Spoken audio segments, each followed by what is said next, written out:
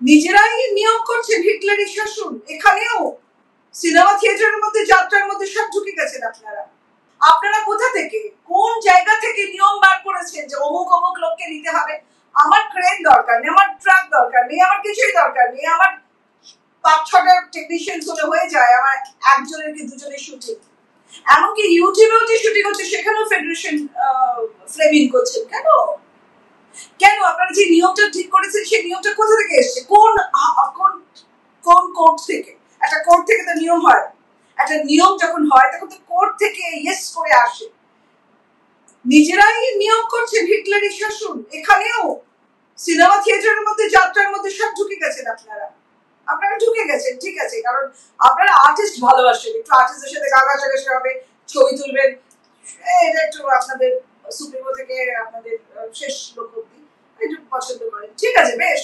আর্টিস্টদের নিয়ে নিয়েছেন, তাদেরকে জিতিয়ে দিচ্ছেন, তাদেরকে বসিয়ে রাখছেন, নিজেরা মাফিয়াগিরি করছেন, এই তোমার কি টাকা বছর ভর তোমার কোটা, সেই টাকাটা আমরা ঠিক করব, আপনাদের শুধু জনপ্রিয়তাটা আমরা এনক্যাশ করব, আর যদি অন্যান্য লোক আছে মাসে মাসে সে আমরা ব্যবস্থা করে দেবো। আপনারা টোটাল সমস্ত সবাইকে নিজেদের কাছে নিয়েছেন, বেশ তো, নিয়েছেন, বেশ তো। কিন্তু যারা কাজ করতে চায়, আমি যখন রেগুলার কাজ করতাম, প্রডিউসাররা সব আসতেন, জানেন তো, কৃষক, তারা পয়সা জোগাড় করেছে, ধুতির খোঁজ থেকে টাকা বের করে দিত। আমার নিজের চোখে দেখা, আমার নিজের চোখে দেখা।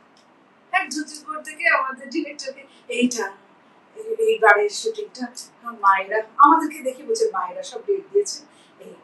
এখন সেই প্রডিউসারকে বলতে হবে আপনি কদিন শুটিং করবেন, 30 লাখের ওপরে না 30 লাখের নিচে। কে আপনারা? আপনারা কে? 30 লাখ হোক, 30 কোটি হোক, হু আর ইউ টু সে? আর পরিষ্কার একটা কথা, ভবানীপুর থেকে নিউ আলিপুর ভাস্ট যে অঞ্চল আছে, আর নর্থ ক্যালকাটা, সেখানকার লোকেদের তারা কিছু জানে না। তারাই লাইটম্যান, তারাই হেয়ার ড্রেসার, তারাই মেকআপ ম্যান, তারাই ডিজাইনার, তারাই সমস্ত। এটা ভোট ব্যাংক আসলে। এরা যারা আজকে কর্মবিরতি করলেন, তারা না সৌরভ বিশ্বাসের নামটা বলতে চাইছেন না, কারণ সৌরভ বিশ্বাস মানে অরূপ বিশ্বাস, সৌরভ বিশ্বাস মানে দিদি। এবং জাস্ট ওয়েট ফর 2-3 days, দেখবেন নবান্নে ডাকবেন সব বিপ্লবীদের, তাদের বলবে এই তোরা ঠিক করে দেন, ঠিক হয়ে গেল। সেখানে আর্টিস্ট ফোরামের আমাদের বসিয়ান, আমাদের অনেক এক্সপেরিয়েন্স রঞ্জিতদা কি করবেন? কি করবেন? তাদেরকে যা বলা হবে তাই করবেন। যেমন যেমন এমপিদের বা এমএলএ দের বলা হচ্ছে, সব যারা কিনা সেলিব্রিটিস, এই তোমরা তোমরা এইটা করো, আর বাকিটা করার দরকার নেই, বাকিটা আমরা করবো। কি কি করবে? তো এটা তো একেবারে ভয়ঙ্কর মাফিয়া হচ্ছে। এবং আরো যে 26টা সংগঠন, সেই 26টা সংগঠনের আরো যে 25টা সংগঠন আছে, প্রত্যেকের মাথায় সৌরভ বিশ্বাসের দালালরা বসে আছে। কে কাকে কি বলবে? এখানে ইউনিটি কি করে হবে? এখানে ডাইভার্সিটি নেই তো। আমাদের বলে ইউনিটি ইন ডাইভার্সিটি, ডাইভার্সিটি নেই তো, সব এক, সব মাথা থেকে বেরোচ্ছে বিশ্বাস অ্যান্ড কোম্পানি। তা বললে হবে? এবার এরা যারা যারা বয়ান দিলেন আমি শুনলাম, কেউ কিন্তু সর্বের নামটা করলো না। জোর করে বলতে হবে, when you are revolting you must revolt all out, এটাই হচ্ছে নিয়ম। তারপরে খেলা, এটা আপনাদের কাছে 2-4 দিন হবে, তারপরে নবান্নয় ডাক পড়বে, তারপরে কিছু বয়স্ক শিল্পীদের দিয়ে মমতা ব্যানার্জি বলিয়ে দেবেন, ম্যাটার ওভার, হয়ে গেল সব। কিন্তু এই এতগুলো লোককে, এই টেকনিশিয়ানদের নিতে হবে, অমুক জায়গায় শুটিং বলে। এখন Rahul Mukherjee is not the subject, Rahul Mukherjee only is an object। হঠাৎ করে হয়েছে, তাকে সাসপেন্ড করে দেওয়া হয়েছে। সাসপেন্ড তো আমি কিছুদিন আগে জাস্ট একটা ছবির একটা গেস্ট অ্যাপিয়ার, আমার বন্ধু বান্ধব মানুষ, একটু করে বন্ধু বান্ধবের ছবিতে কাজ করি, কারণ আমার মান সম্মানের বড় ভয়। একটুখানি তো আছে, মান সম্মানটাই তো রেখেছি, মান সম্মানটা চলে গেলে তো আর কিছুই থাকলো না। পয়সা করে দরকার নেই, শুধু মান সম্মানটা দরকার। সেখানে মান সম্মান নষ্ট হবে, সেই সব জায়গায় কাজ করতে যাই না। আমি ভয় পাই না, বাপি অধিকারী ভয় পায় না, কারণ বাপি অধিকারী প্রচুর পড়াশোনা করেছে এবং আমি জানি কি করে মান সম্মান রাখতে হয়, আর ভয়টা কি করে। অভিমন্ত্রী আমি দীক্ষিত স্বামীজি, অভি মানে ভয় শূন্যতা, ভয়হীনতা। আমার ভয় নেই, ওই জন্য স্পষ্ট করে স্পষ্টভাবে সব কথা বলতে পারি। একেবারে আমরা যেটা দেখলাম, একেবারে এখনো পর্যন্ত এই যে জট, একেবারে আপনি যে মন্তব্য করলেন, একেবারে বিস্ফোরক মন্তব্য করলেন যে ভীষণ না, অরূপ বিশ্বাস মাফিয়ারা চালাচ্ছে এবং তার মাথায় হাত আছে অরূপ বিশ্বাসের। এবং তাহলে তো মুখ্যমন্ত্রী মমতা বন্দ্যোপাধ্যায় পুরো ঘটনা সম্পর্কে তিনি জানেন।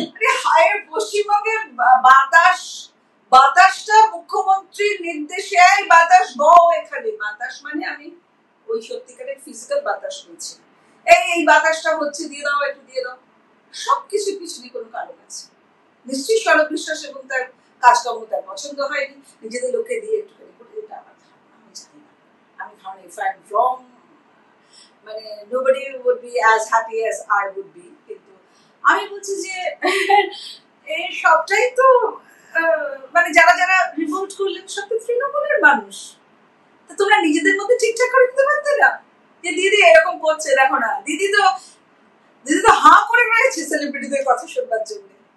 ওরে বাবা, তোমরা বলছো, তোমরা তো আমার নাল্লা, তোমরাই তো আমার আসল, তোমরাই তো আমাকে জেতাচ্ছ, তোমরাই ধোঁয়া বলছো, কি সব বলছো, বিড়ির ধোঁয়া দেখে তোমরাই তাদেরকে রাজা করে দিচ্ছ, সংসদে পাঠিয়ে দিচ্ছ।